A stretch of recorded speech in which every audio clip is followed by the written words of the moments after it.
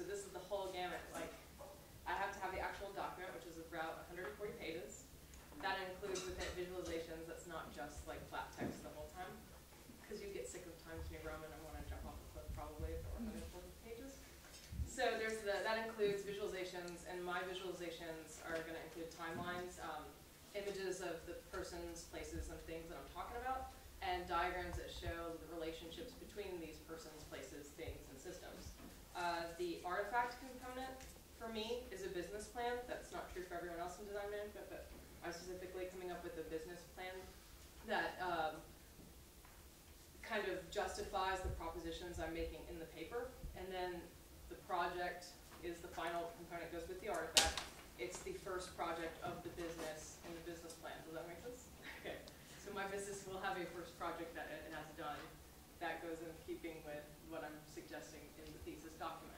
So what I'm here just to propose to you is my thesis concept for the document, and try to get some feedback from you guys of like I'm working on my literature review right now.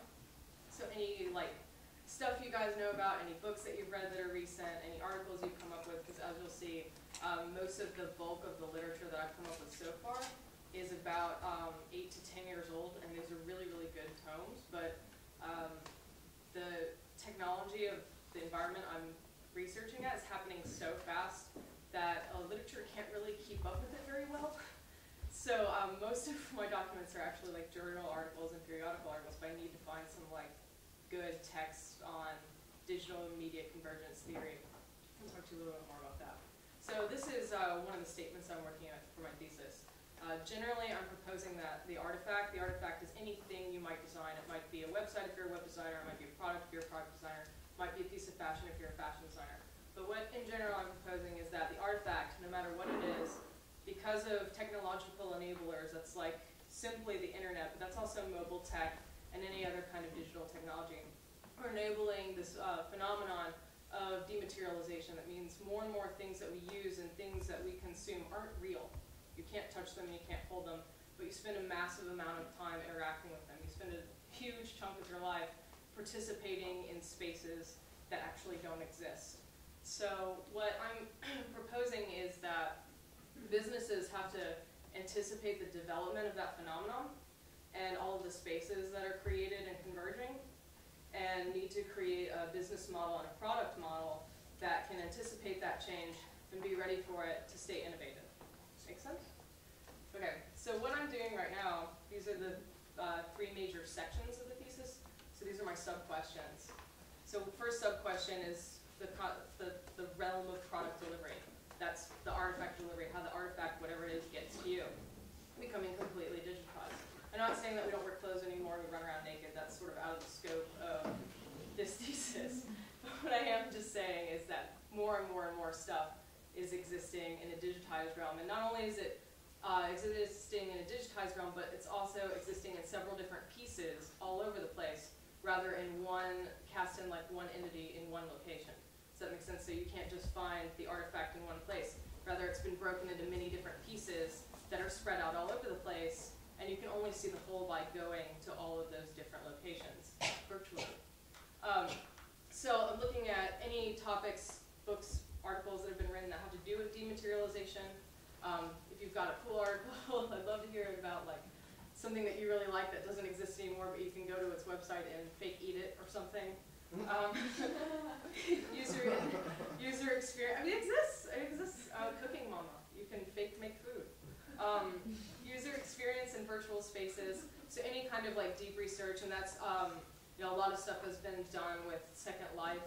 And I'm not really focused on the gaming aspect, but what I am interested in is the amount of time people spend participating in consumption in virtual environments. And then that's an innovative model of product delivery. So, you know, everybody kind of knows about the Radiohead model now, yes, no? So Radiohead's like most recent album, they didn't even publish an album. You could just go to their website and they gave you all of the masters, and you could mix your own, and they charged a donation fee. And that's the kind of like innovative model that I'm collecting case studies. People who've broken apart their artifact business model and created some way that users can rearrange. And that leads to the second part, prosumerism. Prosumerism is another big category I'm looking at. And prosumerism is a mishmash between product and consumer users start generating products for themselves, or users have such a power with the product that they're consuming that they begin to either innovate or invent their own products, or they have such an informed view of what it is that's being produced that they actually affect what's being produced for their consumption. Does that make sense? So they either make it themselves, or there's so many of them talking so loudly that the manufacturer designs for them. So that, because of technological enablers, the prosumerist world is huge. In fact, every one of us in here is a prosumer in some way or other. Just any of you that use Facebook, you're prosumers, and you don't even know it. So I'm looking at companies, contents, anything that's made a lot of news that involves like this prosumerist culture. And then frameworks. Frameworks talks about space creation tools, like Etsy is a framework tool. Do you guys know what Etsy is? Etsy is a web space where you can start your own little company using their website and their domain name, and have your own little virtual web shop for a really, really small fee. So those are the kinds of frameworks that I'm looking at.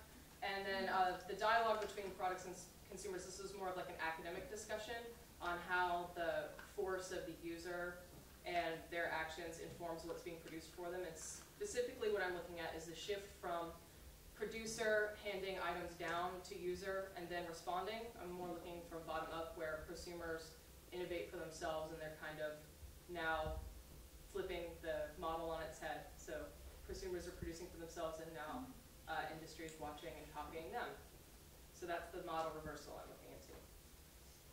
So timeline. Timeline is an argument it's Clement Mach's argument, and we'll see a little bit more about him in just a second. But timeline is how digital platforms have progressed, and there are a bunch of people that have published timelines. So I'm looking at those timelines, and I'm aggregating them and coming up with where I feel like the timeline could exist in the next 3 to 10 years.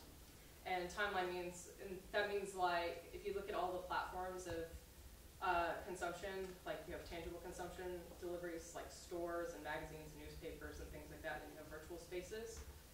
10 years ago, any virtual space was just called the web, and so I'm trying to break that into little pieces and kind of see where they're overlapping. And those spaces where they overlap, that's what I'm referring to as convergence. All these spaces where print may overlap with web, may overlap with digital storefront, and what that means to your business model. So these are some of the books that I'm reading. Most, I guess, importantly to my study is this book. It's Reframing Business by Richard Norman, and the basic premise of it is that he wrote this about a decade ago. The basic premise is that any business model, whatever it is, to stay innovative, what you have to do is take your business model, diagram it into all its components, basically like what he calls exploding it into its little pieces, and then the innovation comes from rearranging it along some new guidelines. And that's similar to a process that we use in design management called the affinity diagram. And doing that to your business is sort of the same thing as this creation tool that we already use. So he's really informed a lot of the research and the practices going forward, especially for the artifact portion of my thesis, which is the business model. So it's looking at these systems, exploding them to their little parts, and rearranging them. And that's what companies like the Radiohead model have done. They've taken what it is, their artifact. They make CDs. We'll exploded that concept, rearranged it. We're actually redefining it. We're not in the CD business, we're in the music business, so how can we get our music to our users? So those are the kinds of questions that I'm interested in, and those are the kinds of questions that Richard Norman asks in his book. So that's why it's pretty seminal to my research. Democratizing innovation, also completely important. Democratizing innovation, that goes with the prosumerist end of my research. Democratizing innovation is talking about technological enablers that have made the innovation, the bottom-up innovation process a lot easier for users. So there's a lot of stuff from that book, but that's the section that I'm interested in. And then for timelines, I'm interested in Designing Business by Clement Mach. And that's the timeline model that he came up with that I borrowed, and I'm kind of amalgamating with other models and aggregating all those together and coming up with my own edit. So I just told you a lot of stuff, and I know it's like, why is she using all these buzzwords? I don't really know what they mean. But that's something I have to kind of filter out as I keep working through my thesis process. So if you guys have any ideas, any articles that you've read, any journals, I would love to hear them. Thanks, guys.